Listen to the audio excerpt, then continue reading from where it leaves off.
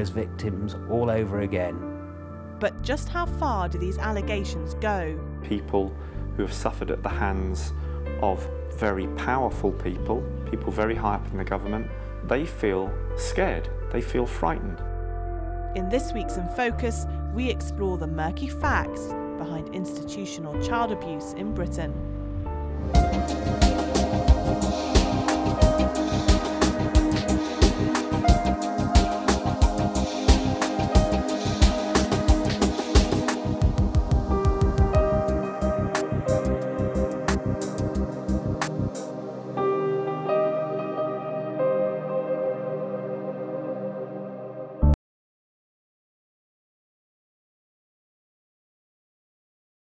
They were the faces that graced Britain's TV screens, that represented the people in Parliament, the people in positions of trust, care and power, the people who got away with abusing children. Of course I have a regard for women. They don't come from the same planet as us. He was the eccentric face of British TV with a career spanning over 6 decades, a flamboyant DJ and presenter who became a knight of the realm, Sir Jimmy Savile. It's a construction site now, but at the time when the BBC was headquartered here, he was the face of British broadcasting. But after his death in 2011, a floodgate of accusers came forward claiming that he had sexually abused them in hospitals where Jimmy Savile was doing charity work and at the BBC studios right here.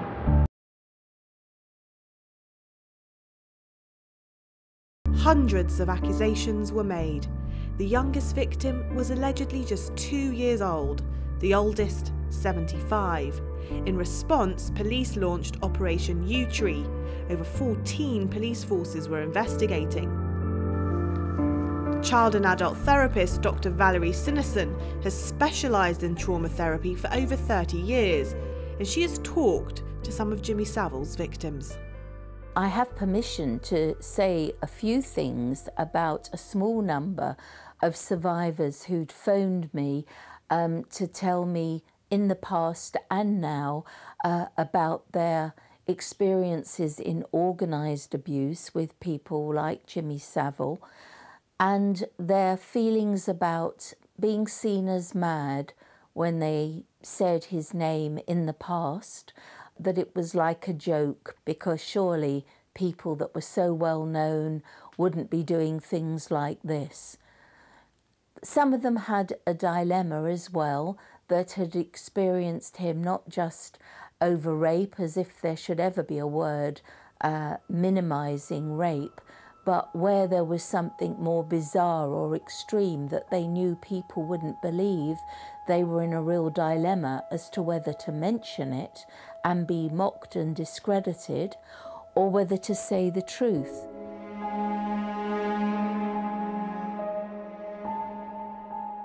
Within weeks of the Savile revelations, the NHS, Crown Prosecution Service and the Department of Health had all launched inquiries or reviews. So had the BBC, which were under fire as the public asked why Jimmy Savile hadn't been stopped. I have little doubt that there have been and continue to be cover-ups. I have little doubt that there was far more known about the behaviours of some of these people than will ever be acknowledged. And I've certainly spent time in organisations such as the BBC, and people there have said, you know, lots of people here knew what was going on, nobody did anything about it, and that's a crime. I've come to meet Peter Saunders, founder of NAPAC, a charity that supports adults who are abused as children. They've received hundreds of calls from people who say they've been abused by well-known figures like Jimmy Savile. Over the nearly 20 years that I've been doing this work, I've heard from lots of people who have referred to issues that they've actually found it very, very difficult to talk about. Many survivors, particularly people who have suffered at the hands of very powerful people, for example, MPs, allegedly ministers, people very high up in the government, police, they feel scared, they feel frightened to come forward, because sometimes what they witnessed would quite rightly lead to those perpetrators being put behind bars for a very long time, and there were lots of threats and lots of intimidation, and it's little wonder that many of those victims will simply not come forward.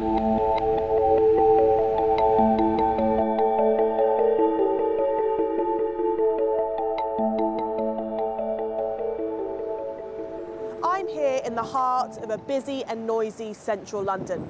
This is the epicentre of the allegations made against top MPs and military figures. It's in these grand apartment buildings behind me that it is claimed there were child murders. Murders carried out by an MP. One child abuse victim that we know only as Nick says he witnessed a young boy being strangled to death here. He says he saw another boy being run over in broad daylight. Home Secretary Theresa May says these allegations are just the tip of the iceberg.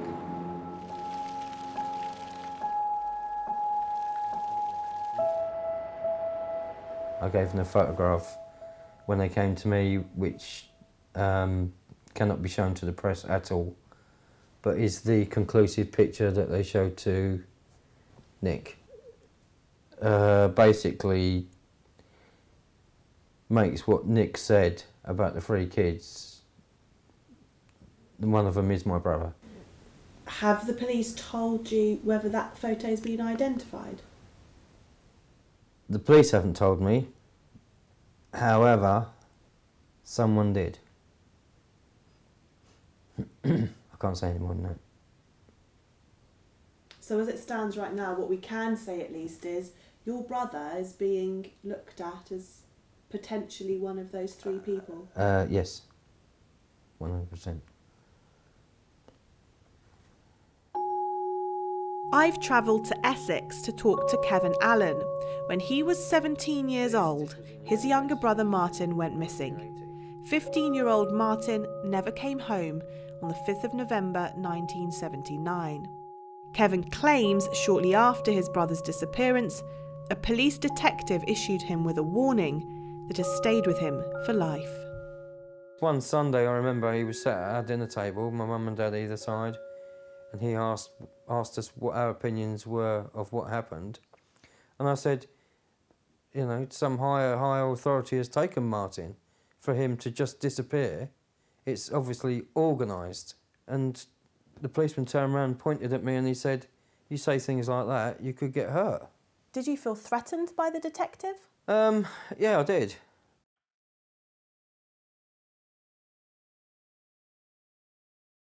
Martin's case was closed about 18 months after his disappearance. For Kevin, it's been a battle for answers ever since. One set of his brother's case files were destroyed in a 1990 police station flood, and a second set mysteriously taken by a retired police officer to Spain. He managed to get the case reopened in 2008, but it was later closed again, and he had no other word about his brother until late last year. The phone rang at work beginning of November, and it was a reporter from the Telegraph. And before he even introduced himself, he said to me, "What do you know about Elm Guesthouse?" It's not rocket science for me to make a link with Martin and these houses of disrepute, paedophile parties, etc.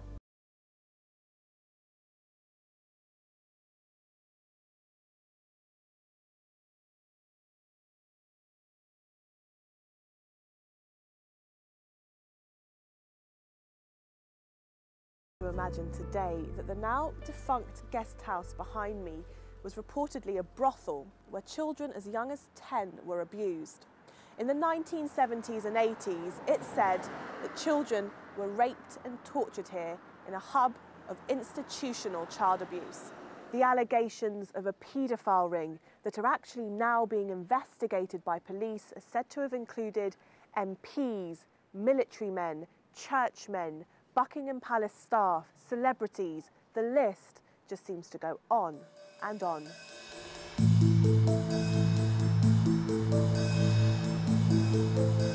One of the most high-profile politicians that we know visited here.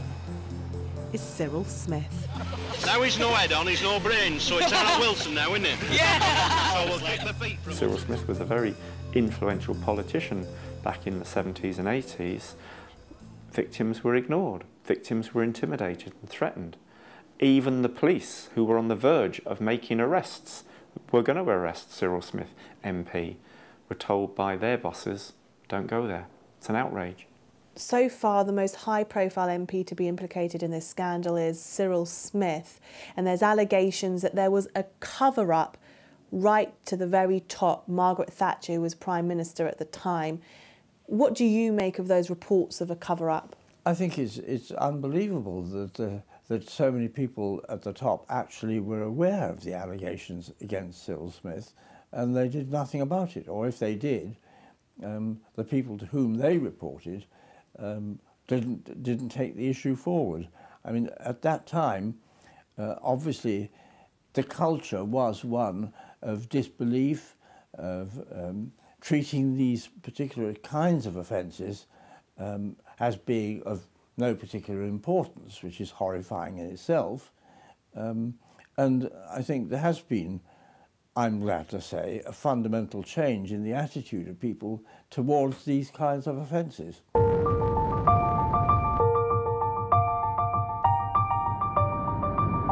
I'm on my way to Manchester, home to the late Rochdale MP Sir Cyril Smith.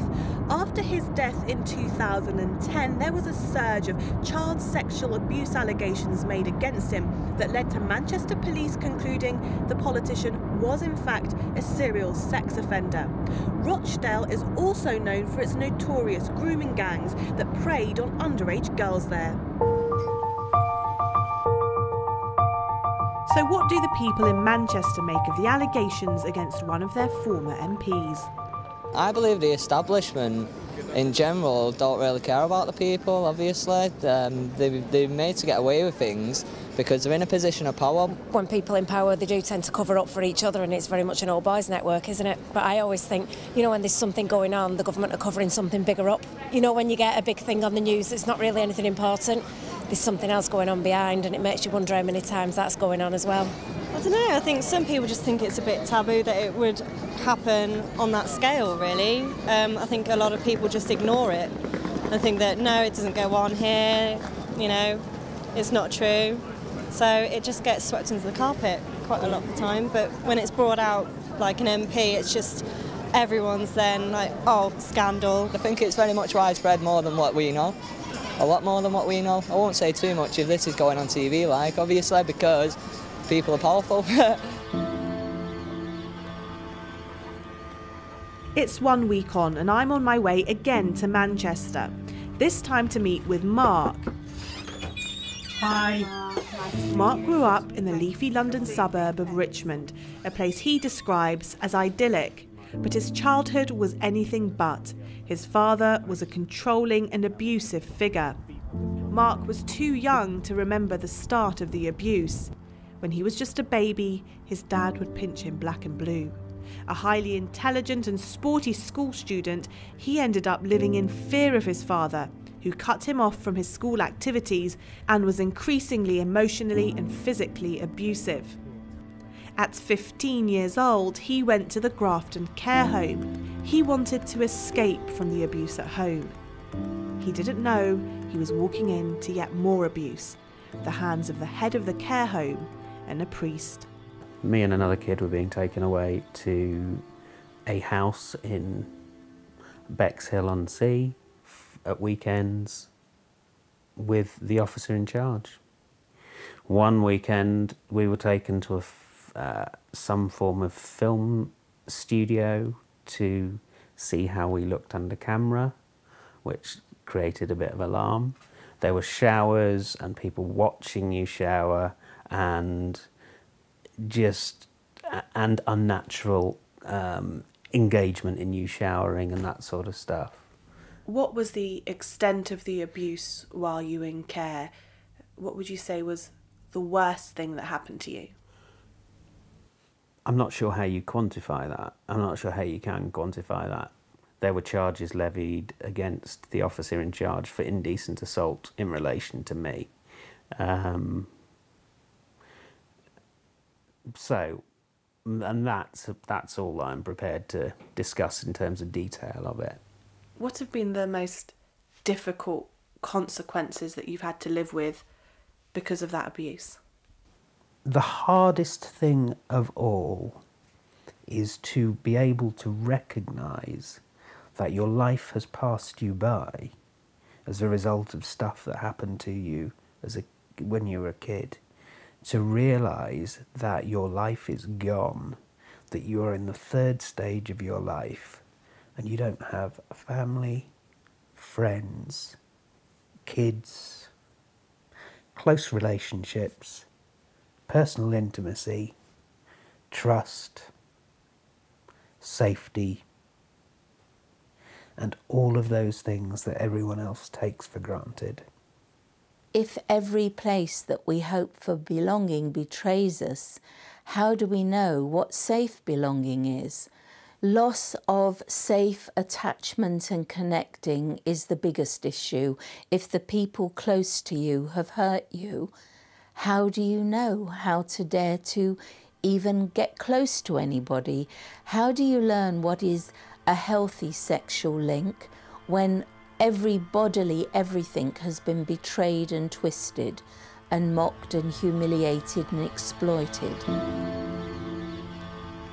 For 32 years, Mark had chosen not to tell his story, mentioning it only to one friend in all those years.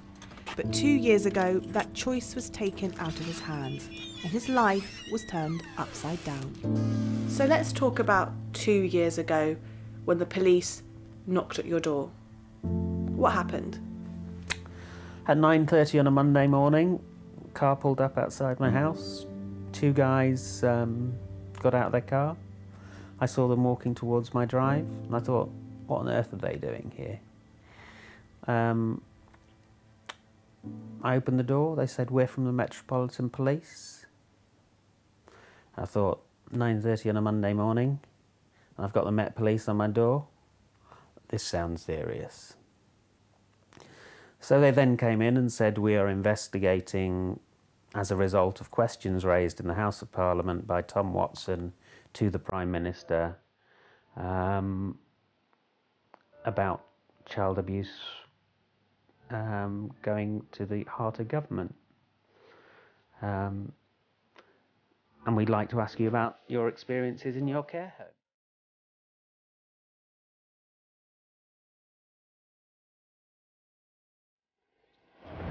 The murky facts about institutional abuse in Britain seem to go to the very heart of the establishment here. But what did key cabinet ministers know about these claims in the 1970s and 80s? Many people still don't want to believe that in this building behind me, the Houses of Parliament, there were prolific abusers. We now know that there were. But what happens next? What we're going through is a staged, managed, controlled exposure of the state's knowledge and engagement with child abuse. There's no question. And sadly, the state is victimising those victims all over again to protect itself. I think the idea about controlled, leak of information or controlled what we are allowed to know, I think there is probably some substance in that, which is why more and more survivors actually do need to come forward to speak out and to put pressure and to bring their truth and to bring their experience to whoever will listen. And I think that's absolutely right. Do we get difficult calls? We certainly do. Do we get... NAPAC has been listening for 20 years with little or no funding to support the important work they do. Yeah, well, I'm actually waiting to hear back from the Home Office about our funding. I got in touch with them earlier, I rang them, I've emailed them. I would say most of the people who call us, they just want to talk to somebody. They just want to talk to somebody who understands. Many don't want to be directed somewhere else. Many don't even want us to send them information. They just want to talk to somebody that doesn't belittle what happened to them, doesn't make some inane comment like, well, it happened a long time ago, can't you get over it? or have a cup of tea and you'll feel a lot better. No, we don't go there. We know it's a serious issue. We know that people are still in a lot of psychological pain and suffering from what happened to them. And we're there to say that we acknowledge that, we understand it, and how can we help you to move on. And so many people, I have to say to us, just talking to you, just getting through to you and talking to somebody who understands, I can't tell you how helpful.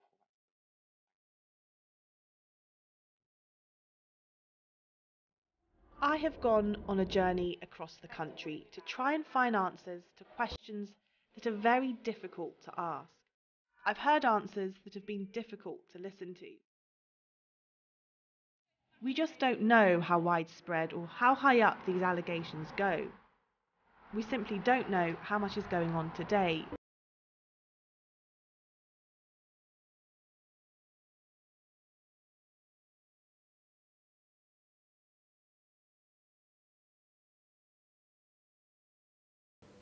All I can do to create any meaning for my life is to speak out about what has happened to me and to make it clear that what is happening at the moment is so terribly wrong.